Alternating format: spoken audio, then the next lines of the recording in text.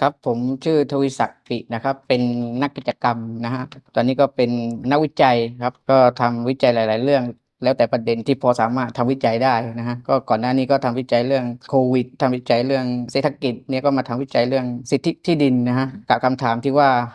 การเปลี่ยนแปลงของอากาศเนี่ยผมจะยกแบบนี้ว่าในพื้นที่เนี่ยโดยส่วนใหญ่เนี่ยเขาทำอาชีพกรีดยางนะตั้งแต่อันเดิมแล้วโดยอดีตเนี่ยใน1 ปีเนี่ยเขากรีดยางได้6 เดือน4 เดือนเนี่ยมันจะมีฝนตกแล้วก็พอหลังๆเนี่ยคือเขากรีดยางได้4 เดือนแต่6 เดือนเนี่ยกรีดไม่ได้เป็นเพราะอะไรเป็นเพราะฝนตกคือในอดีตเนี่ยฝนตกเนี่ยคือเขาจะรู้ช่วงว่าจะฝนตกช่วงไหนเนี่ยเขาจะวางแผนไปเลยสมมุติว่าจะฝนตกในช่วงสิงหาเนี่ยในเดือนกรกฎาเนี่ยเขาจะรู้ไปเลยว่าพอเดือนสิงหาเนี่ยทำอะไรไม่ได้แล้วฝนตกไม่ได้เขาจะต้องไปทำอาชีพอื่นหรือแบบไปหาจ็อบอื่นหรือไม่ก็ไปถัดหญ้าไปทำอะไร แต่ตอนนี้เนี่ยคือเราประเมินกับสภาพอากาศไม่ได้อยู่ดีๆมันก็ฝนตกอยู่ดีๆมันก็น้ำท่วมมันต้องเตรียมพร้อมอยู่ตลอดเวลา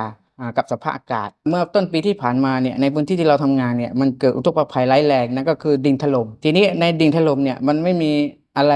มามาก่อนหน้านี้เลยนะว่าจะเป็นส่งสัญญาณว่าจะมีการเกิดขึ้นลักษณะนั้นเนี่ยมันทำให้แบบสวนที่ชาวบ้านเนี่ยวางผลอย่างเช่นสวนทุเรียนเนี่ย คือโดยปกติเนี่ยในเดือนตุลาเนี่ยหรือไม่ก็เดือนพฤศจิกถึงธันวาเนี่ยมันจะมีการทุเรียนแล้วก็ลองกองก่อนหน้านั้นอ่ะคือมันมีดินถล่มไว้ก่อนมันทำให้ชาวบ้านเนี่ยมันก็คาดหวังอะไรกับสิ่งที่เขาอันนั้นไม่ได้แต่ว่า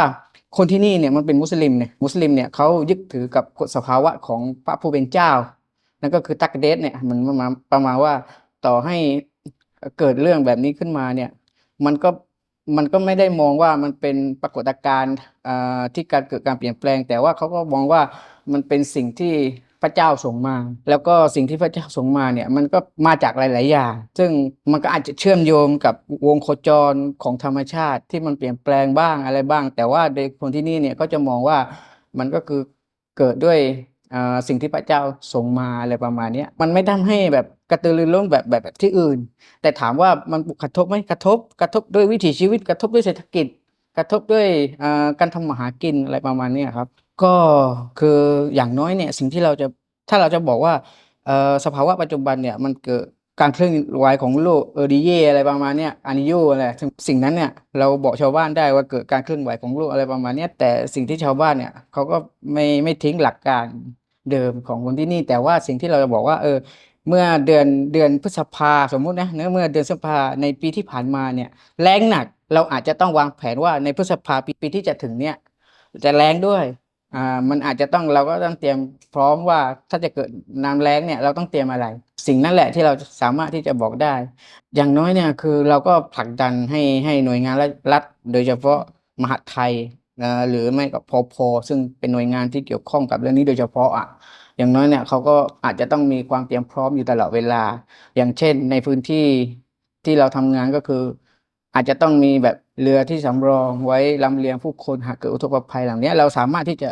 กระตุ้นให้คนที่เป็นผู้นำในระดับชุมชนเนี่ยเตรียมความพร้อมแล้วก็ตั้งงบประมาณในการจัดซื้ออะไรประมาณนั้นได้ไม่ใช่ว่าเกิดขึ้นแล้วค่อยหาทางเพราะว่าเราลงทุนในการแก้ปัญหาเนี่ยมันอาจจะมากกว่าการลงทุนในการเตรียมการสิ่งนี้ที่เราสามารถที่จะบอกว่าถ้าเราเตรียมการดีๆเนี่ยเราอาจจะไม่เสียเงินในการแก้ปัญหามากนักคือตอนนี้เนี่ยสิ่งที่เราผลักดันได้ก็คือต้องให้ รัฐบาลเนี่ยกระจายอำนาจให้มากที่สุดสู่พื้นที่เพราะว่าณปัจจุบันเนี่ยในทุกพื้นที่เนี่ยมันจะมีอบตอยู่แต่ว่าในแต่ละอบตเนี่ยมันไม่สามารถที่จะบริหารได้ชัดเจนได้เต็มที่สิ่งแรกที่เราคงพบก็คือในแต่ละอบตเนี่ยมันจำเป็นที่จะต้องมีนักเชี่ยวชาญในเรื่องการวิเคราะห์อุทกภัยหรือปพประจำตำบลซึ่งเรื่องนี้เนี่ยสำคัญมากถ้าเกิดว่า ทางมหาดไทยซึ่งเป็นองค์กรที่ดูแลปกครองเนี่ยอาจจะทรงแบบให้แต่ละอบตเนี่ยเปิดบรรจุคนที่เป็นปพซึ่งคนที่เป็นปพเนี่ยบรรเทาสาธารณภัยเนี่ยมันมีวิชาการพิเศษซึ่งคนที่ไม่ใช่ปพมันไม่รู้ไงคนเหล่านี้เนี่ยถ้ามันมีทุกๆตำบลเนี่ยอย่างน้อยพอเกิดอุทกภัยเนี่ยเขาสามารถที่จะรับมือได้แล้วก็อันที่สองเนี่ยหากเกิดอุทกภัยปุ๊บเนี่ยในระดับตำบลเนี่ยบางทีมันต้องรอการประกาศ จากจังหวัดว่าเป็นพื้นที่อุทกภัยแต่ถ้าเกิดว่ารัฐปลดล็อกให้แต่ละพื้นที่เนี่ยมันสามารถที่จะจัดการได้เลยมันอาจจะช่วยเวลาเกิดอุทกภัยได้เร็วขึ้นอันนี้เราต้องให้รัฐบาลเป็นคน เป็นคนผลักดันเรื่องนี้ให้สู่การกระจายอำนาจคือมันจะไม่มองว่าขาดเพียงแต่ว่าตอนนี้เนี่ยในแต่ละในในจังหวัดเนี่ยมันจะมีพออยู่ที่จังหวัดแต่แต่ละอำเภอกับแต่ละตำบลเนี่ยมันไม่มีแต่ว่าโดยหลักการปกครองของประเทศไทยเนี่ยในแต่ละตำบลเนี่ยมันมีอบต.ซึ่งอบต.เนี่ยมันสามารถที่จะรับมือสิ่งที่เกิดขึ้นได้หากรัฐบาลเนี่ยให้อำนาจกับอบต.อย่างเต็มที่สิ่งหนึ่งที่เราเห็นว่าสิ่งที่อบต.ทำได้เลยก็คือขอกำลังบรรเทาบรรเทาสาธารณภัยให้ไปอยู่ในทางที่พอเกิดฟ้าร้อง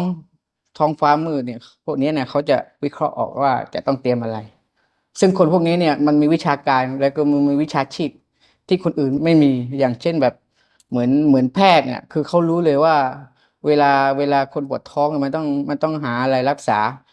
คนพวกนี้เนี่ยเขามีวิชาชีพพิเศษไงซึ่งเป็นสิ่งที่ทำได้เลยเปิดรับได้เลยว่าแบบว่าขอเปิดรับคนที่มีความรู้เฉพาะด้านในเรื่องนี้แบบนักบรรเทาสาธารณภัยอะไรก็ว่าไปซึ่งสามารถที่ทำได้เลยคือคือเขามองว่าเป็นอุทกภัยคือณปัจจุบันเนี่ยประเทศไทยเขามองทุกอย่างเนี่ยคืออุทกภัยมันจะจำแนกสิ่งที่เกิดขึ้นเนี่ยเป็น3อย่างอย่างแรกก็คืออุทกภัยสิ่งที่เกี่ยวกับน้ำกับน้ำเนี่ยมันคืออุทกภัยซึ่งอุทกภัยเนี่ยมันจะเกิดขึ้นด้วยกระแสน้ำโดยอะไรแล้วก็อันที่สองเนี่ยก็คือมาด้วยพายุ depression พายุโทนอะไรก็ว่าไปแล้วอันที่สามก็มาด้วยไฟสิ่งนี้มันคือศัพท์แล้วก็มันคือวัฒกรรมเดิมๆที่มีอยู่ในอดีตเวลาเกิดเหตุการณ์ปุ๊บเนี่ยมันคืออุทกภัยอย่างเช่นปัจจุบันเนี่ยคืออุทกภัยครั้งร้ายแรงที่เชียงรายแต่เขาไม่ได้ศึกษาถึงระบบการเปลี่ยนแปลงทางอากาศที่เกิดขึ้นในโลกเนี้ยอย่างน้อยเนี่ยเราต้องสร้างศักยภาพให้กับองค์กรภาคประชาสังคมหรือ NGO เนี่ยให้มีความรู้ในเรื่องนี้หรือสร้างศักยภาพเรื่องนี้ให้มีความรับมือกับระบบนี้ระบบน้ำท่วมระบบภัยเพราะว่าเวลาเกิดเหตุการณ์ปุ๊บเนี่ยเราต้องช่วยกันเองมากก่อนที่รัฐจะเข้ามาช่วยดังนั้นเนี่ยต้องสร้างความเข้มแข็งให้องค์กรภาคประชาสังคมให้มากขึ้นทางโดนัลด์ต่างประเทศถ้าสมมติว่าจะเข้ามาเนี่ยก็คือควรที่จะเข้ามาในหนุนเสริมของกระบวนการเหล่านี้กับองค์กรภาคประชาชนให้มากที่สุดคือภาคประชาสังคมเนี่ยคือเขาจะมองแบบนี้อยู่แล้วเพราะว่าภาคประชาสังคมเนี่ยเขาไม่ได้ยุติกับระเบียบการซึ่งภาคประชาสังคมเนี่ยคือเขารับการเปลี่ยนแปลงอยู่แล้วเขามองอะไรที่เป็นอะไรแล้วกระแสโลกเขารู้ไงเรื่องนี้รัฐบาลมันช้าโดยเหตุผลหลายๆอย่างเพราะว่าสังคมเข้มแข็งเพราะว่าประชาชนก็สามารถที่จะไปช่วยประชาชนได้เร็วขึ้นตอนนี้เนี่ยเราลงทุนกับแก้ปัญหาแต่เรายังไม่ลงทุนกับการเตรียมการซึ่งถ้าโดนัลด์ต่างประเทศหรือใครก็แล้วแต่เนี่ยที่รับรู้เรื่องนี้เนี่ยคือเราควรลงทุนกับการเตรียมการให้มากที่สุดตอนนี้เนี่ยเราเห็นชัดแล้วว่าในพื้นที่เนี่ยมันเกิดดินถล่มมันเกิดฝนมาเนี่ยนะแต่ว่าถ้าเราเตรียมพร้อมทุกอย่างเนี่ยต่อให้เกิดหนักเนี่ยเราสามารถที่จะต้านได้ไม่ใช่ต้านระบบของธรรมชาติที่เกิดขึ้นแต่ว่าเรารับมือกับสัญลักษณ์ที่เกิดขึ้นได้